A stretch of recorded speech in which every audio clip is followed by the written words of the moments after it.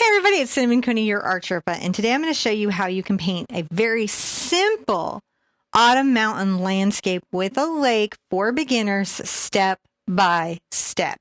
I'm going to break down every tool, every color mix, everything I use. In fact, I only use a couple brushes. I use primary colors, white and blacks. There isn't a lot into this, and it introduces some core landscape concepts about how you place objects and how you layer them out to create that sense of depth and dimension, how to create the reflection in the water, those types of things, but really focus for the beginner. If you're seeing this, that means that today I had a live stream that got canceled for either probably it could be cold, it could be technology. I don't really know now, but John and I are always talking about, in the years that we painted on YouTube, we need a sick day painting, something that our community gets for being so kind and hanging in with us when another live stream gets taken down. So this is your gift for something to do, and I hope you enjoy it. Whatever got bumped today, I'm sure will be rescheduled at some point. And this is just going to be a fun little painting project that we can do together so we can spend time as community. If you are here, there'll be a premiere chat for that. Put your questions all in caps. That way the moderators can help answer those or direct you to the video that's for that. You're just going to be hearing me today, so there's no stunt hands, but everything is okay except for this. You've got to get your paint and your brushes so we can do this great painting together. I will see you on the other side of it. In today's class, I have an 8x8 canvas. I have the colors titanium white, cad red medium, cad yellow medium, phthalo blue. This was just a little stain on my palette paper. You can ignore that. And Mars black. So we're using simple colors to introduce you to landscape in a simple and friendly way. Let's throw up the first step, and I'm going to show you what you're going to do next. Now, sometimes I like to tone my canvas or put a color on it. I can use a color that is predominant, or I can use a color that is contrasting to the primary color. Contrasting means the opposite. And on the color wheel, today I'm going to be harmonious. That means I'm going to pick a color that is similar in feeling to the other colors I'll be using in today. And so what I'm going to do is I'm going to put down phthalo blue in a very light little coat. I don't put out too much. You don't have to do this. This isn't how you put out paint on your canvas. You could just paint it out directly in a normal way, but this is something that, being on YouTube, I think I've gotten into the habit of doing because it's just easy. So what I misted out there was just water, and now I'm just gonna very messily paint everything blue. And this is gonna give me a color to work from on my surface. It really, really helps a painting look finished. I find with beginners, doing this really sets you guys up for success. You can paint the edges of the canvas if you want, so you don't have to frame, or you can paint just around the sides so that you have the room to frame, but you don't have to paint the whole sides. Any of it is really just fine. You can see I'm just working it in here. I'll pick up the extra. You know, it doesn't really take a ton. You just want some type of what's called a colored ground. Now I'm rinsing that out. The brush I used was the number 30 Simply Simmons XL. That is not specific to this technique or particularly important for you to have to complete this painting. It's just a big brush that makes my job easy. I suggest you use a brush that makes your job easy, but this can be streaky or messy or a hot mess. It just needs to be blue, which I know you got handled. Let's dry this thoroughly, and then I'll show you the next step. So now that this is thoroughly dry, we can loosely lay out our landscape. And this is just a little bit of a guide. It just kind of lets us know, oh, I feel like I'm going to have some hills here and some water here. This is where my sky is. It's a guide. It's not something where we have to be super perfect. We just need to have some general idea. So I'm going to take a little bit of my white and a smidge of my little phthalo blue here, just to give us a starting place. And I'm going to come across here, just around the lower third, and sketch across. Now I have a traceable. If this gives you anxiety, you can use the traceable. I'm going to come up here a couple inches above that. And let's guide ourselves to a peaky little mountain. I'm going to sketch this up loosely. I'm rough because mountains are rough. I use the corner of my brush and I'm going to come down an angle. Guess what? Your mountain doesn't need to look exactly like my mountain range because, you know, nature does its own thing. Now I'm going to come over from this corner over here and bring down a little hill. Not totally to the halfway point of there, just right about there. Again, it's just a guide. And then I'm going to come over here and from the top I'm going to bring up another little kind of hill. It comes down low, right? His little friend. Bring that in. I come down there. And then let's bring another little forward area that's going to sort of block or hold our water. So in here, right through here, I'm going to bring that back a little more, is going to be our water. Super simple. You're going to love how easy that goes in. Landscapes are a lot of times angles or shapes that intersect and by their layering give us the sense of depth. All right, let's call that a step. You will have used the traceable or have a hand sketched it in. You want to dry it before we paint again. Okay, now I'm going to rinse out my brush and dry it off, and I'm going to go ahead and add just a smidge of my phthalo blue to my titanium white.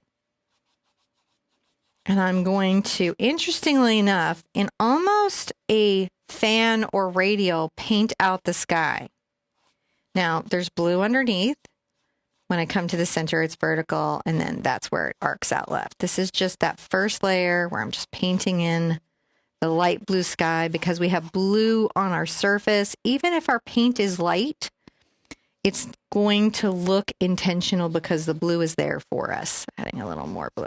Just putting that in right there. And I'm just brushing this in a radial around the mountain.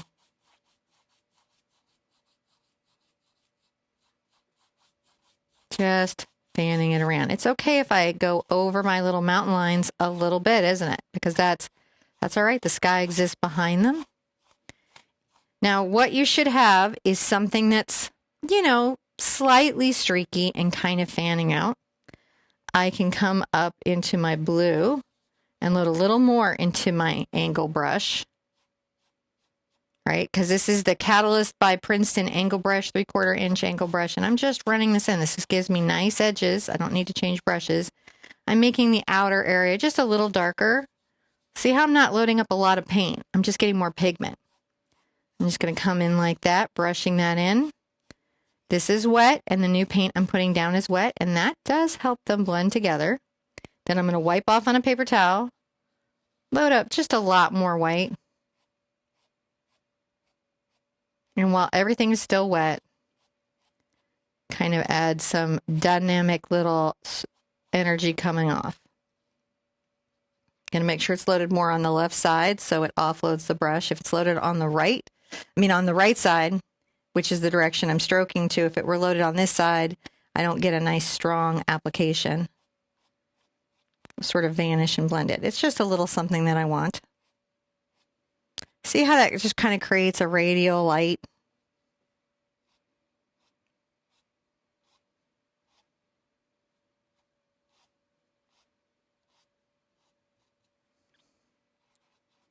If it's still wet, then I can come back and very lightly smooth everything over. Now I've got just a nice, interesting sky. Got a great little radial fling out there. I'm going to rinse out my brush. I don't really need to dry anything, so we can just go right on to the next step. I'm going to show you what you do next. I'm going to keep using this brush, 3/4 inch Catalyst by Princeton, okay? I'm just going to not even change. It gives me a nice edge. I could go smaller, I could go bigger, but it's good. You've probably seen this done with palette knives more than once. I'm going to take a little bit of my phthalo blue over to my Mars black. I'm going to wipe that off on my paper towel. I'm going to get just a little bit of my blue and black sort of mixed up together to start. And I'm going to come back and in sharp angles, put my mountain back. I'm adding a little more black to it. Come up and down. So you see how I'm using the brush to create that feeling of the mountain.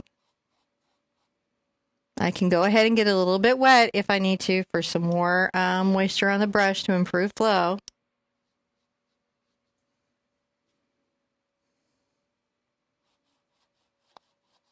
Brushing that down. Go ahead and adding to my right side of the brush, I'll go ahead and add some gray and bring this back up. Pulling that down.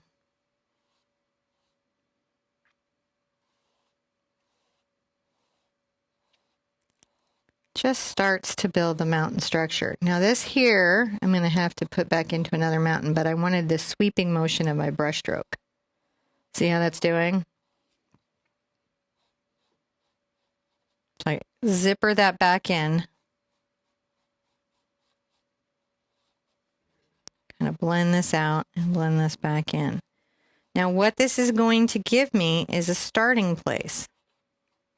You can do the palette knife technique, and that is a wonderful technique. But one of the things that you might not know is that for it to work, you've got to feel fairly confident in your general mountain vibe, right? So what I have here is a peak, another little peak, a peak, and then another peak, and it will kind of crack a layer in. But to get the effect that I want, I've got to dry everything. So I'm going to show you this really cool trick. Got a nice little sky started. I've got the beginning of a mountain started, but I really kind of need to know where my ridges are going to go. I'm going to take a tool that has chalk in it. This is like the kind of chalk you see on a chalkboard. This is a tailor's dress chalk tool, and it lets me draw on fabric. I found it works really great in acrylic because it removes easily with just water, and it doesn't generally stain my paint. So I'm going to bring a little line kind of coming off towards the left. Let's take that little ridge over. And you've heard that word, switch back. So let's switch back. We want a little switch back here. And that's going to come down, right? So we've got that nice little run. And I might actually connect this up and smooth that out just to improve that. Now here, I'll give myself another little interesting ridge. And I know that I'm going to have a little shadow ridge coming here. So I've given myself some mountain plains to think about. Put my tool down. I'm going to come and again, I think I will take my blue and my black together and I'll mix up a nice bluey black. It's a lovely, lovely, lovely color. And get it together. And then a little bit of white.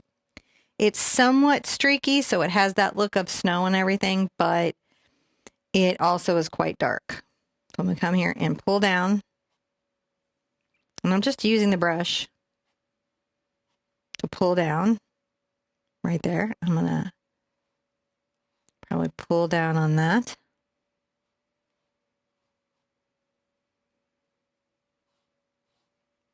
Got a few little dark shadows that I can play with later. And I'm going to add that there. Now you start to see those shadows in the mountain. Wipe that off. Let's get some white on here. And I'm going to brush it down. It's okay that it's streaky.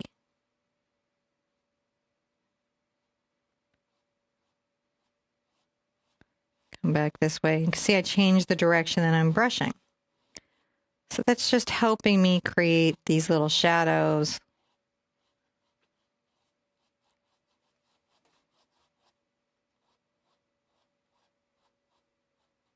If you get a little mark like I got there, just wipe out and blend it out.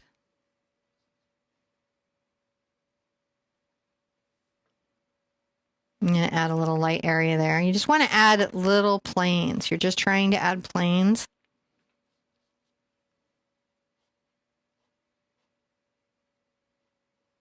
Add a little bit there, come down, streak, streaking.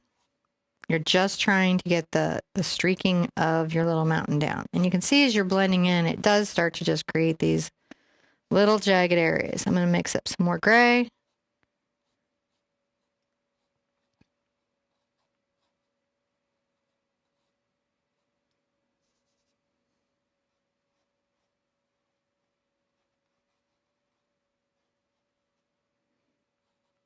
And be rough with my little brush here. Just creating different little interesting dynamics.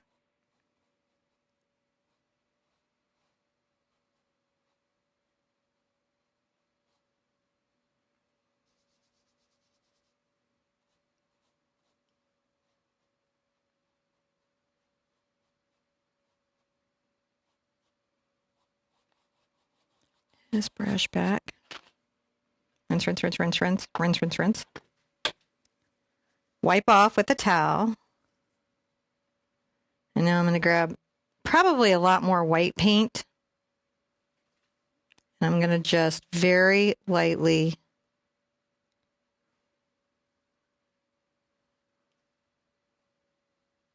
create little areas on the mountain that are white. Paint with the corner of my brush when I need to.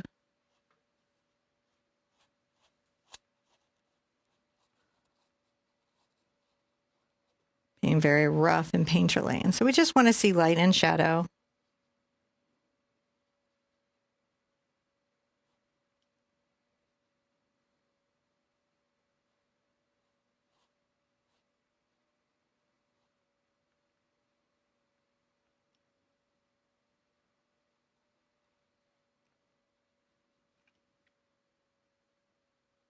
Add a little highlight here. Just a rough one.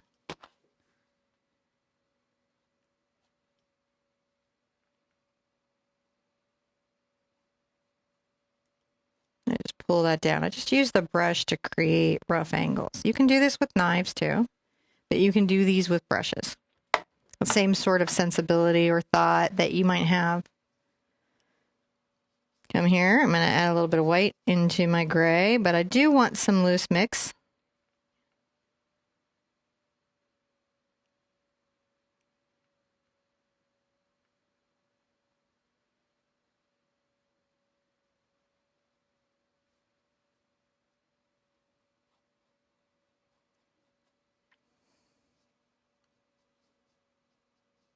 A little bit of loosely mixed black.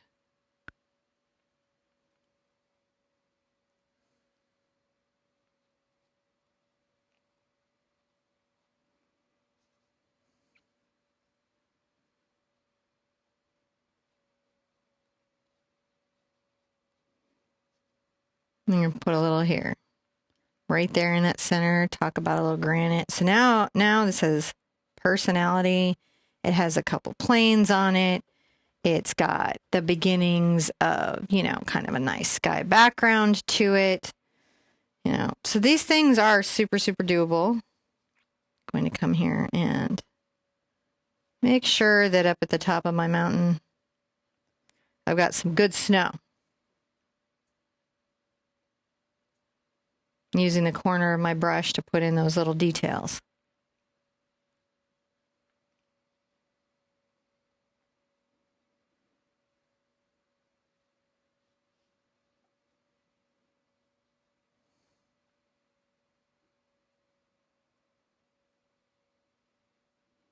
Add a little bit to the top there.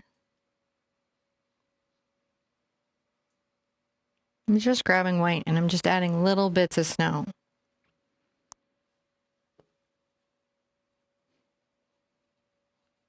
You see a lot of ground on late autumn mountains, and so this is just a nice way to have that, really show the time of year. Sometimes we can give little cues as artists, oh, it's autumn and that means the snow is going to be lighter on the mountain, or oh, it's spring and in spring the snow, believe it or not, is heavier in the mountain. I'm just putting this little ridge back here. Look, a little bit of shadow. Yeah, I'm glad I do.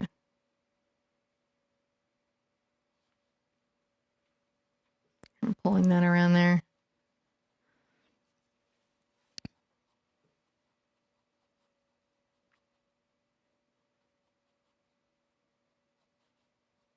Painting mountains, you're just sort of painting geometric shapes and highlights and shadows in them.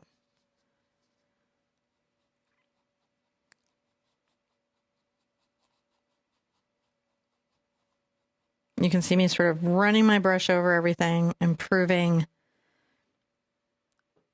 our lighting a little bit. And I think I definitely want to add some streaked snow coming down. Dry brush, dry brush, dry brush, dry brush.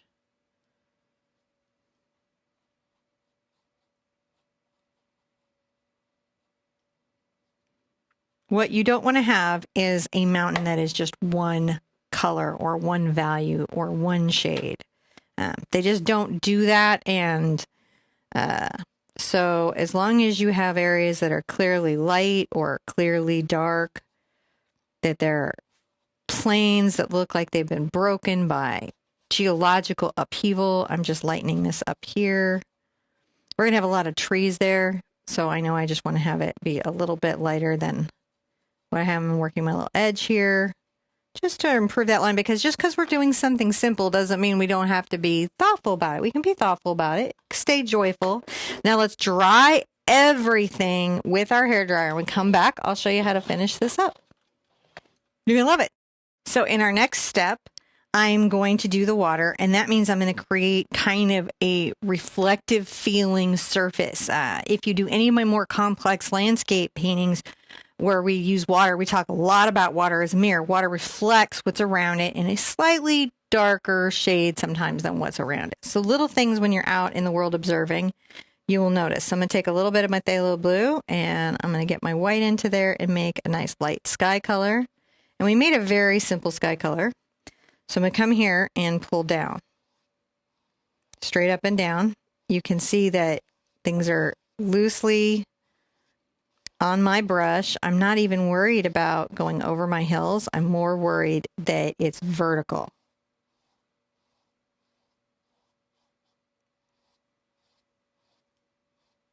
I can still faintly see my landscape lines, and I'm not painting above my tree line up here, but I do need to have it be vertical and streaky. Then I'm going to rinse out.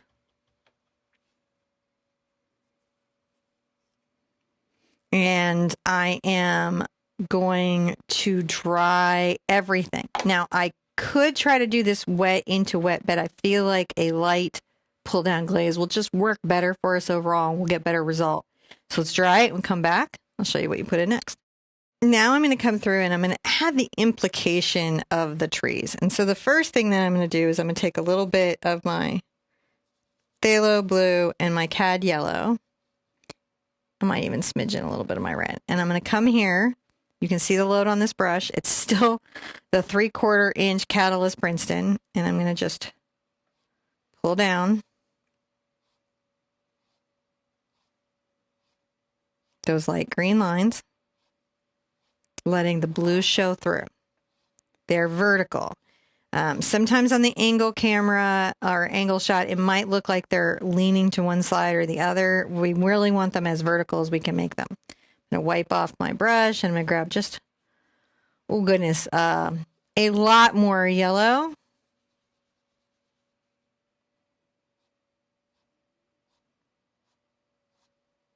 So that's giving a contrasting kind of very vibrant yellow-green. Rinse that out. I'm going to get some black on here, just on the edge of my brush.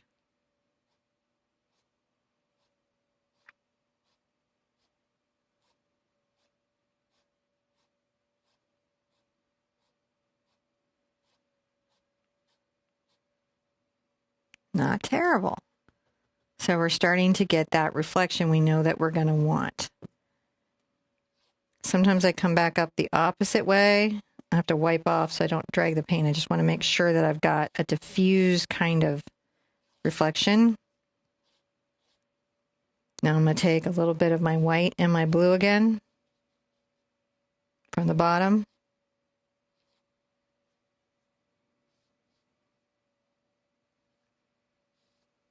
Loading on the side where the brush stroke will be going up.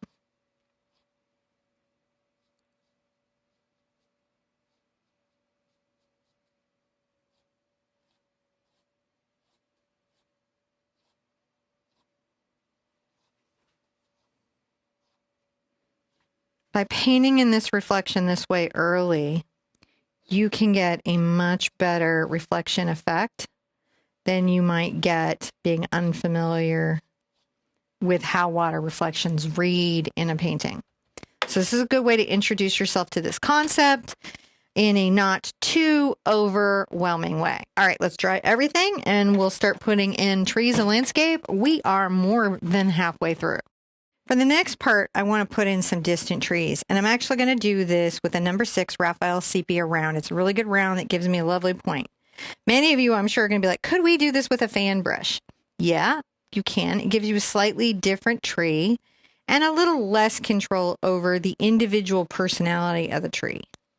So the only reason you might be ask yourself like, oh, I don't want to do that is just because you're trying to retain more tree personality than you might expect. I'm going to bring that black line across that whole area. How strange, you might think.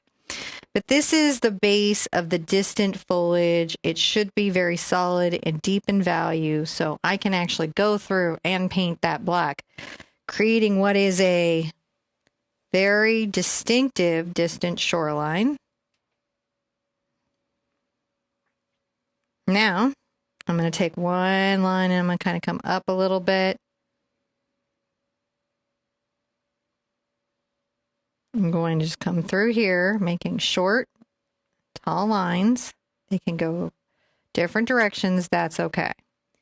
At the top, I'm going to tap up and down, not go very far. And then as I come down, I'm just going to tap out ever longer little branches. These are not like little ladders. So branches sometimes there won't be like a lot maybe on some, or maybe a tree will be like heavier on one side. And this is what I mean about like, sometimes if you just do a fan brush, you can't paint the personality of the trees that are there. And then I can also fill in with little foliage with the tapping up and down. Tap, tap, tap, tap, tap, tap, tap. Now you can print out the reference, the finished painting, to use as your own reference, right, from our website.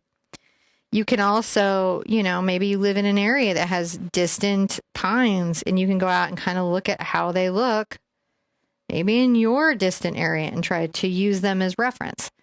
Just because you're at the beginning of your painting journey, just because you're starting out, doesn't mean you can't enjoy all the techniques and strategies that somebody that's maybe been painting a little longer would be interested in doing.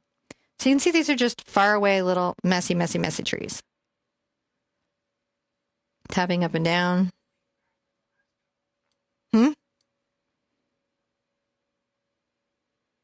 Just coming back. So just putting that down. It's not particularly a hard or difficult motion. What is hard for new painters is making variety. Not being stressed about, like, I think sometimes new painters tend to get a little stressed over every brushstroke and assume that some of their brushstrokes are imperfect, which I get the feeling behind it. One wants to sit there and feel like, okay, well, these are, see, look at that little brushstroke wobbled on me and I'm not even worried about it. As we come over towards the left, some trees will be bigger and more in detail. We will be putting some right on our hill.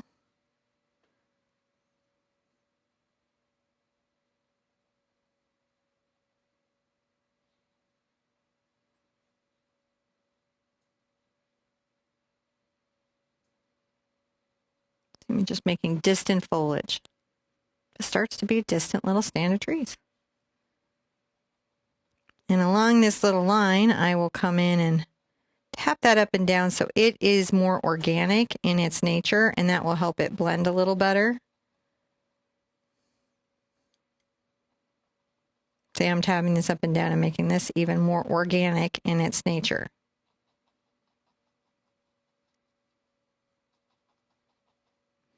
Now, if I take a lot of yellow and I go into my black, interestingly enough, you get green. And a lot of times new painters are told to avoid black because it dulls your colors.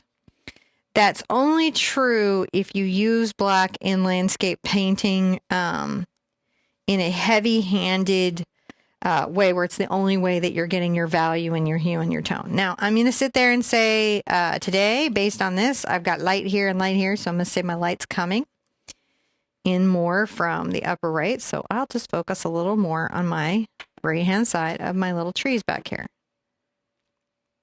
You can see that and then I can be like, oh no, a little bush might be down here.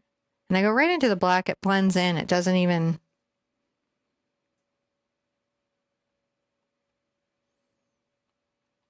Any trees that you put in light, you do pull forward. I can sit there and say, oh, there's a little set of bushes, perhaps right up down to the water.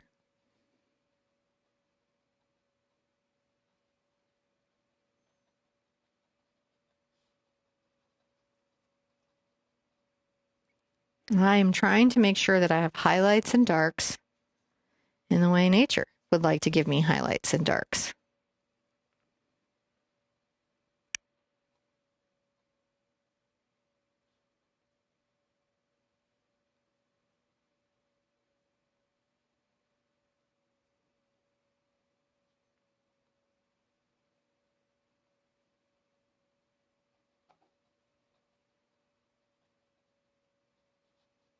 Just wiggle it down there. We're going to be fine. But you'll notice I leave dark areas. Get a little more yellow.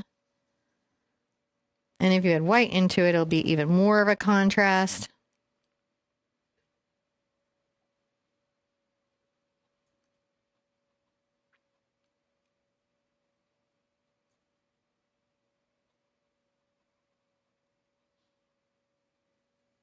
Just some spots of highlights, right? Maybe some brighter areas, because that'll happen. All right, everything needs to dry. Dry. And then we're going to hit over here and hit our little hill over here. Once we put in the water reflections, you're going to be like, wait, where did that painting come from? From me? Yes, it came from you. Okay, so now we're going to add some forward hills. I'm going to go back to my 3/4 inch brush because it's just a very nice one. And I'm going to take a little bit of my yellow and my red together, and I'm going to make orange. And the ways that I can get into brown are going through green or black. But today I'm going to go through black. I'm going to take a little black. I'm going to come over here and start to mix this in to begin my journey into a brown. So what you'll see there is kind of a brown that reminds you of burnt sienna. I'm going to come here and with this color, bring down, going back and forth on this corner.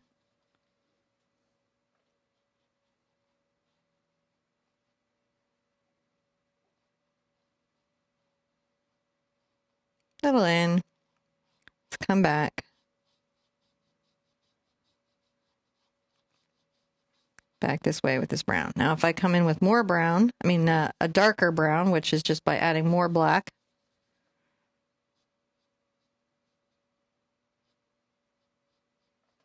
I'll just pull in and curve up. So it's like pulling a curve to create the sense of a distant little shoreline.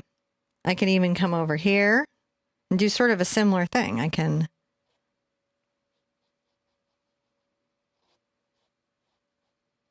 pull out this idea of a distant hill over here. I can even do it all my darkest. And that's just because I know I'm going to have these great trees over here.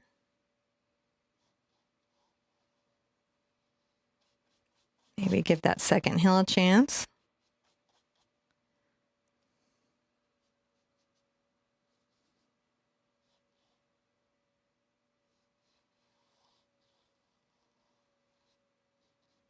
So we haven't even put in water reflections, like the white on the water, but already you can see what I mean about how that effect gives you the sense of something being water, which I think is really interesting.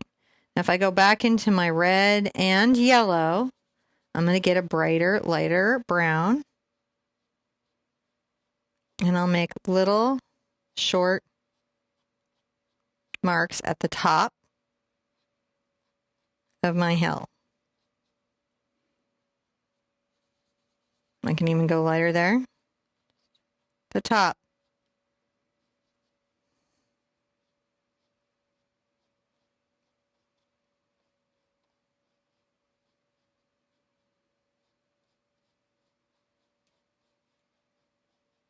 Since now I have a couple of little rolling hills here that, you know, are simple, but they have form, they have shape, we have light, we have dark, and that's how they're existing, is that we're putting light and dark there, and that is what pulls them forward.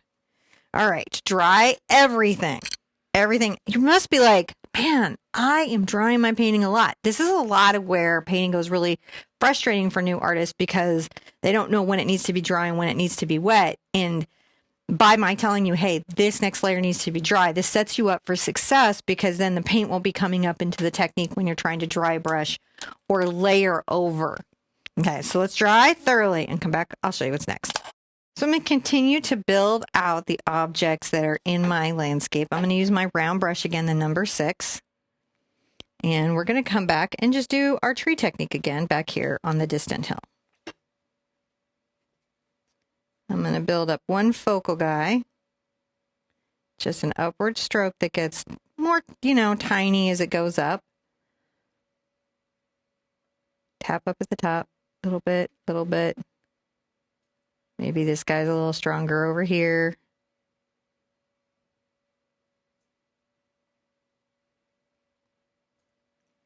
Trees in the wild go through stuff.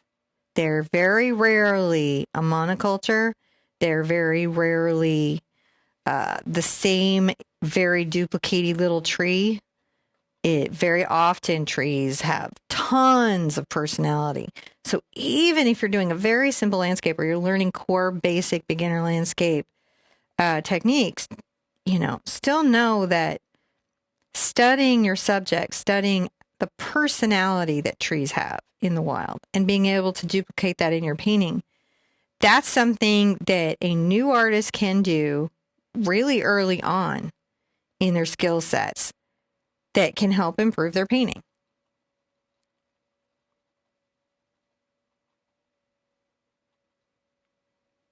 And to make sure there's like mess back there so it just looks a little fuller, looks a little richer.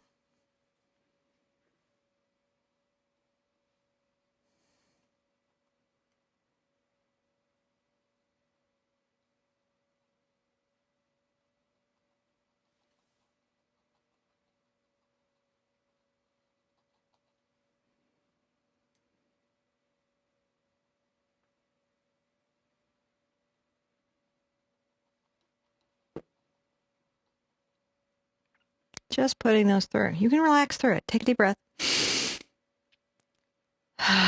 Make sure that you're breathing while you paint. Got to breathe while you paint. Believe it or not, people do this for relaxation. So it's good to know how to breathe, not hold your breath too much while you're working. Tapping up and down. Tapping up and down. Tapping up and down.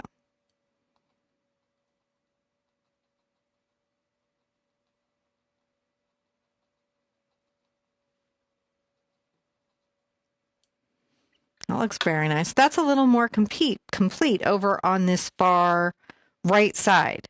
I'm going to take a little bit of my cad yellow back over to my black again. If you'll remember, we get that nice little green going.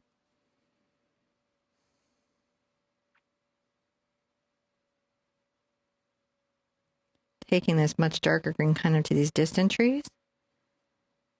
Maybe even some here in the distance, and then I'll do slightly brighter on what's up front. So this gives me just some value changes.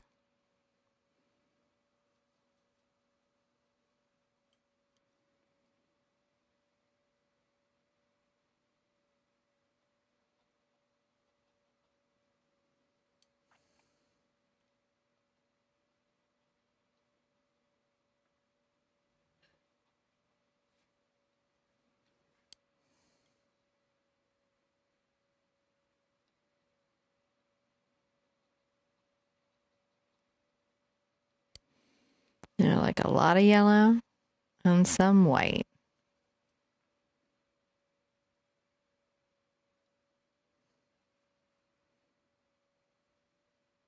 You're just wanting to show that some of your tree is in a higher, has a little more light on it. It doesn't have to be perfect. You just want to show some light. You're starting to talk about that. I'm going to rinse that out. Now I'm going to take a little bit of my yellow over to my orange. And then I'll mix in some of my brown.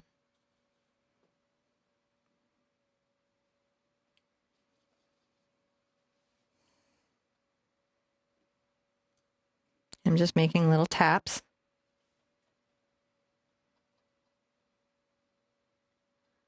Maybe a little bit towards that center there.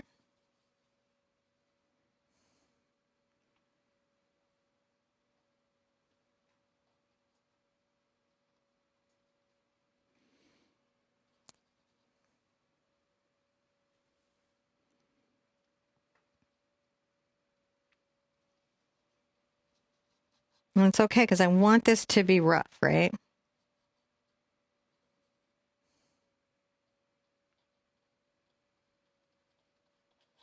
And these are just rough little highlights of what could be leaves. Look at me, just like I'll scumble that brush, which means I'll scruff it around. Look at me scruffing it around, making little rough like little generalizations. And the other thing that I can do at this stage is then come here and get just a little bit of my blue and smidge of my black and quite a lot of water actually. And you can come here, as long as this is dry underneath,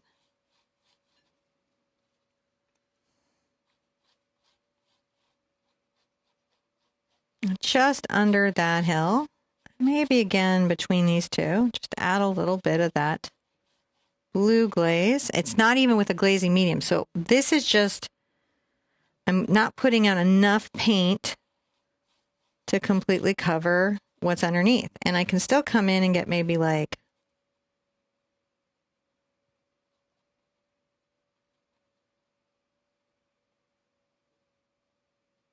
just a little extra shadow that I can see. I'm wiggling out now that I know where my trees are. I can piece that out. And that will help it look also like I thought that out. Even though I'm not like painting it in high detail, I'm painting the details without the details, right? I'm saying, okay, this stuff has happened here. All right. It doesn't necessarily need a dry at this stage, but we got to work on some other little guys over here. So I'm going to take a little of my black. This needs to be a next step. Let's make this a next step. And I'm going to come over here and I'm going to add fine little line. All right, that's one. That's just who he is. Let's come sort of in between these hills.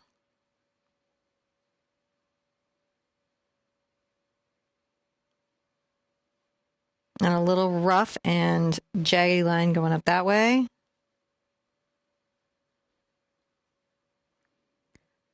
This little tree has another little tree that has come out from its base. That does happen more than you think.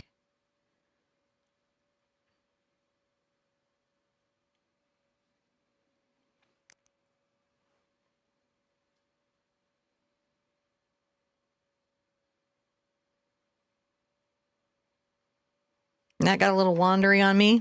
I like it a little straighter sometimes, but it's okay for what we're doing.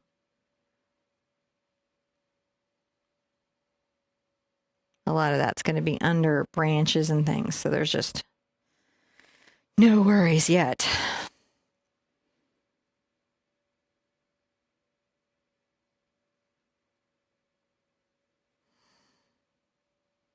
Now here, maybe I'm a little more detailed. The tree has a little more personality. It's distinct from its other trees, those little elements that might make it more an individual. And I'll come there and sort of underbrush that.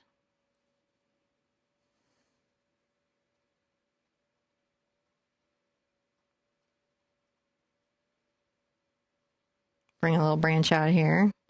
And you'll notice they sort of bend down. They're a little rough. You can see that I'm not trying to paint the branches foreshorten, the ones coming towards me at this stage. In this kind of painting, we don't have to worry about those types of perspective in a highly detailed way. We just have to observe it via value, how light or dark it is, and what is lit coming at us and what is not. So we don't have to individually piece that out. We can assume that the silhouette is probably enough, and we're all good.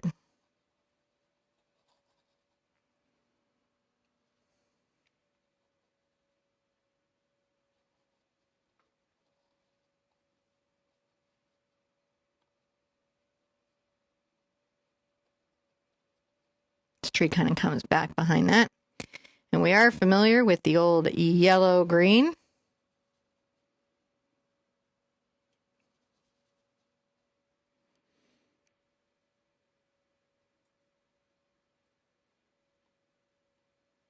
I'm going to just paint that first layer of yellow-green on this more thoughtful pine. And I'm taking little taps. It's almost a tapping stroke. And that's how I'm finding individual branches. I'm letting my brush kind of find them.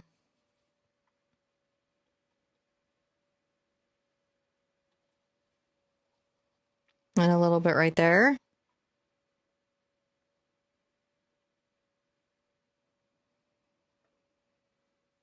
Love that. I'm going to need a much more yellow green, so I'm going to get more of my yellow in there. This still leaves me room to even get my white involved.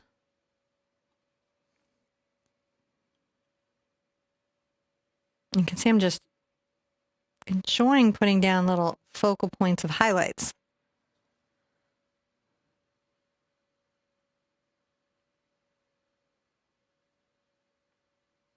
Up close, just a little more detail is all. So what are you learning right now? You're learning the object placement. How far away is my sky? When do I put in my mountains? How I paint the detail without the detail. Those little things are super important. I might get just a little bit of white into that yellow-green. Even a little more yellow into it. It's going to be quite... Still show a little bit over there. Just a little bit. All right, now I'll have to put out more yellow, and I will have to dry everything to be able to paint what's next. So let's put out some fresh yellow and thoroughly dry our piece. So I want to add my forward trees a little bit, those trunks again, just to be sure that we see them. So I will definitely pull my main trunk up over. And then this trunk as well. And, you know, we'll see some of it, but we won't necessarily see all of those. Maybe a few little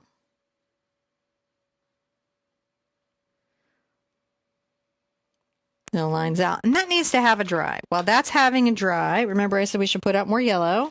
I'm going to put this a little closer to my red. And I know that my yellow and red and black make brown, and that the cad red and black make brown.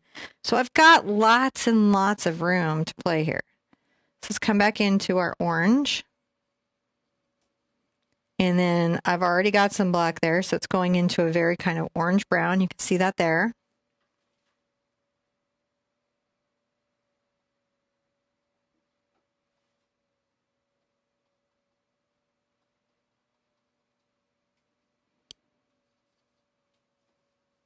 I can bring some of that yellow over. I like to just make sure I've got lots of choices. So see how this goes more into a deep olive ochre kind of feeling, and then you just bringing that down. So it's just about creating the rises and falls of what you would maybe naturally see in a landscape like this. Because, you know, you will go out, if you're painting a lot outside, what you're going to notice, I'm going to wiggle that around a bit, is that nature does have individualistic moments, like the individualism of all these trees. But there are things that it will repeatedly do again and again. Just making sure my brown is there, so everywhere. I'm going to go back over to my brown and my cad red, which makes my dark brown.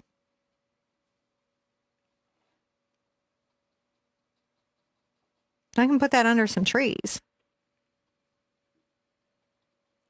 in between hills.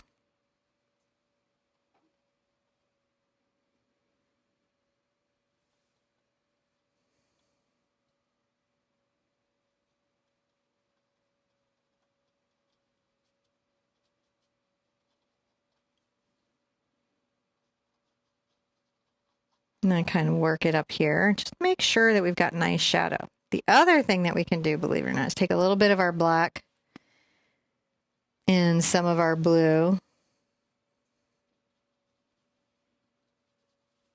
Let's get some gray going.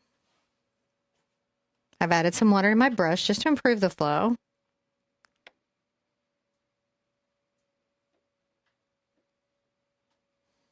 I'm going to add some of this little gray to the edge.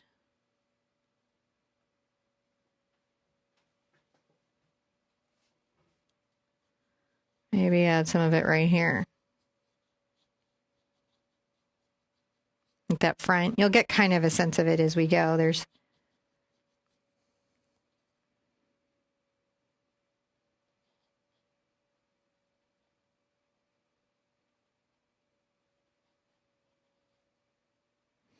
always come back with just a little bit of black.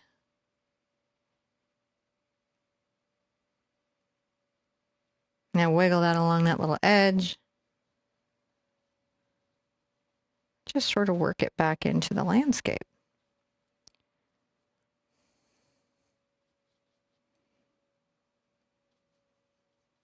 And this is just a light little landscape. And you could do so many of these in a day. You could paint many, many little landscapes. Like if you were out camping stuff, you could set up and paint several of these in a day.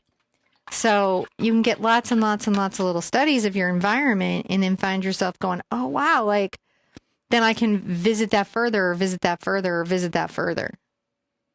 All right, let's take a little bit of my yellow over to my red. Getting in my brown involved. Be a little more yellow. We're going to get almost to a yellow ochre. I'll mix a little bit of white.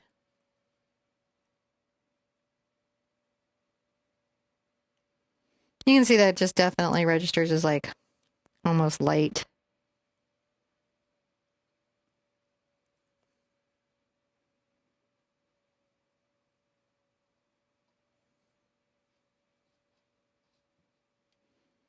Come here and add a little bit of that.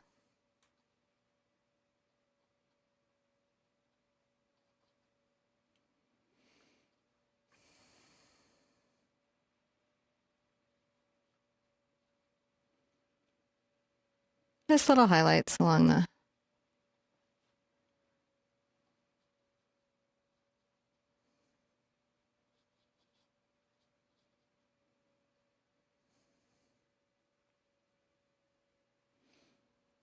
and look, I'm not painting tight. So when I'm saying I'm painting loose is I am intentionally putting my brush strokes down, but I'm not worried about creating rigid observances of every element as much as I am about just taking in the whole of the scene. A little more red into that, to the brown. It's crazy all the different little colors that you get from just 3. What this particular set won't give you is a great purple, but it will give you most landscape colors that you need. The purple's super muted in it. Just bringing some more leaves and just dry debris. All right, let's call that a step. Now I'm going to take a little bit of my white over to my blue.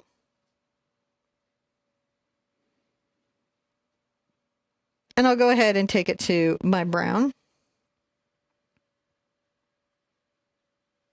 And I'm going to wiggle some little rough bark shapes on the right-hand side of that. A lot of this will vanish, when we put the leaves in, but it's nice to have that there. I'm going to rinse that out.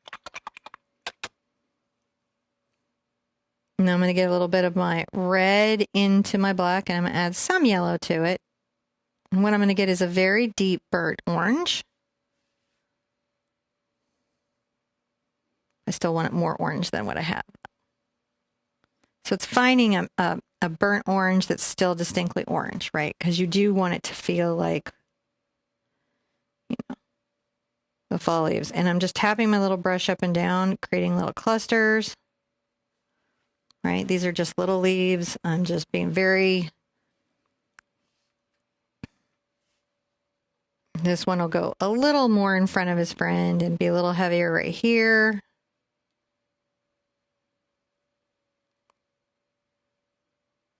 I might come behind that, and I do that by putting the leaves behind that trunk.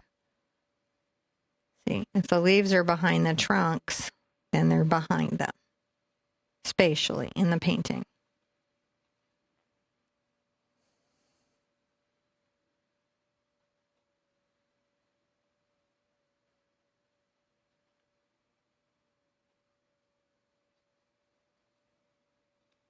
Gosh, I got a little wild there, but it might layer well.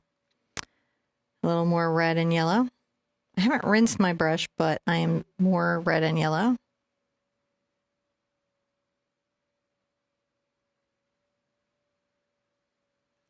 Just putting that slightly highlighted orange. This, where it's wet underneath and I'm painting wet on top and letting it kind of mix on the canvas, is a type of alla prima, or wet into wet painting technique. I do try to keep my highlights to the tops of branches. That helps, you know, them feel like they've got shape and form. You can make some areas way more highlighted and then reduce the highlighting in others to get that.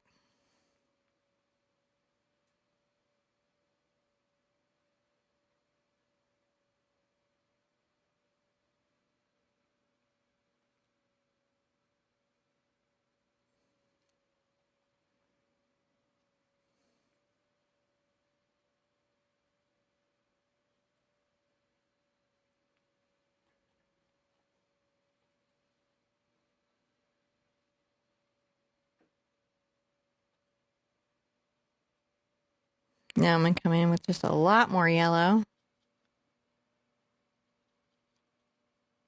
Wipe off.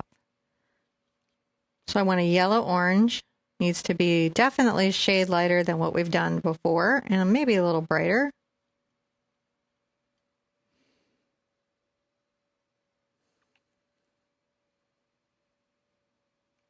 So we put it at a couple of places that we feel like, or we observe, like if you're painting plein air, you would put it where you see the light hitting the tree.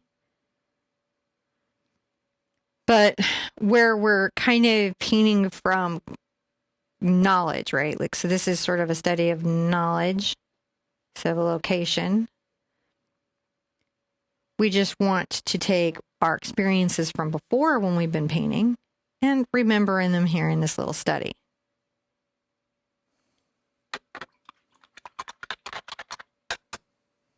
And go back through with black.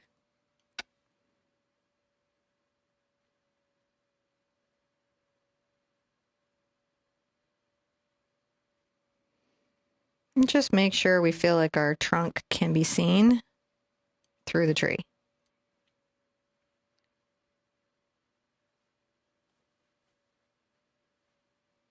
Add little branches, right?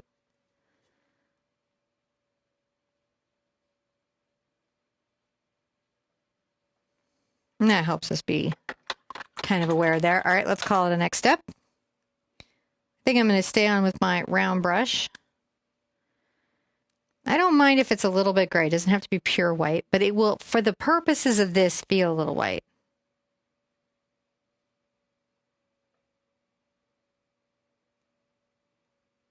A little bit of sort of a water line.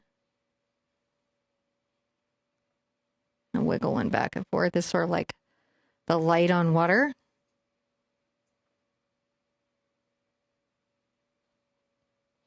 That I didn't like, so I'll smooth that out. So I just smudged that out because I didn't feel like that was the crisp line I wanted.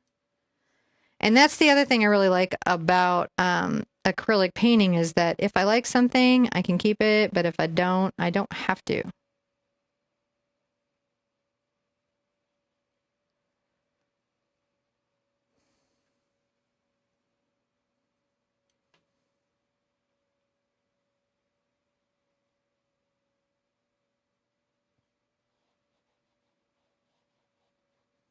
I just don't want it to be that strong. I want it to be there. I just need it to be a little more muted.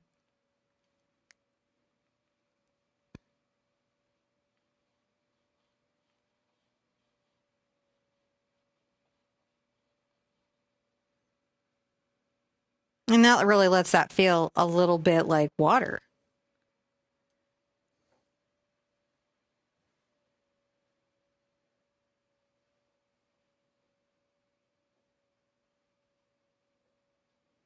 Those are just little ripples or reflections or things that could be, going on. So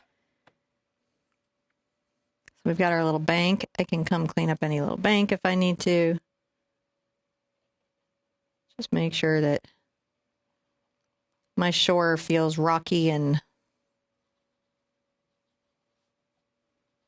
interesting. You just play with it. You just enjoy it. You can add little things to it if you want. You really can't go wrong. And grab a little bit more yellow.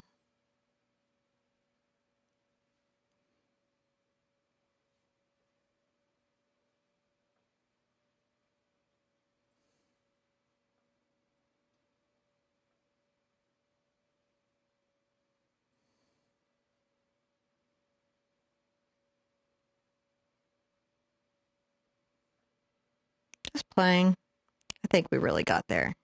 I think really at some point you just have to decide to bird or not to bird. And whether or not you're ready to give your little study a signature.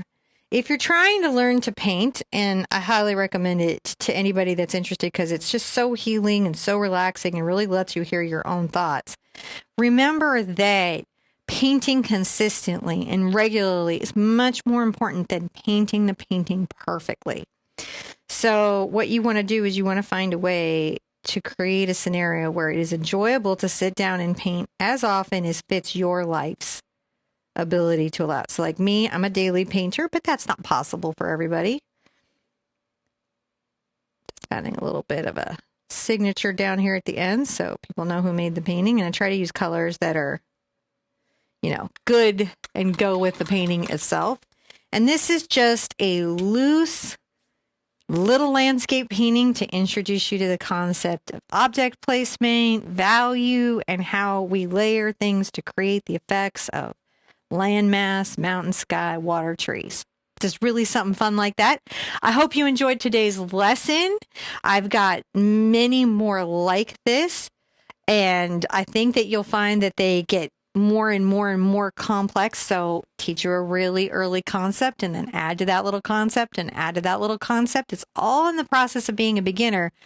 But remember, there's stages to being a beginner. So there's the first mountain I'm ready to paint, the second mountain, the 50th mountain. And those are not all the same mountains. So, enjoy what you've got.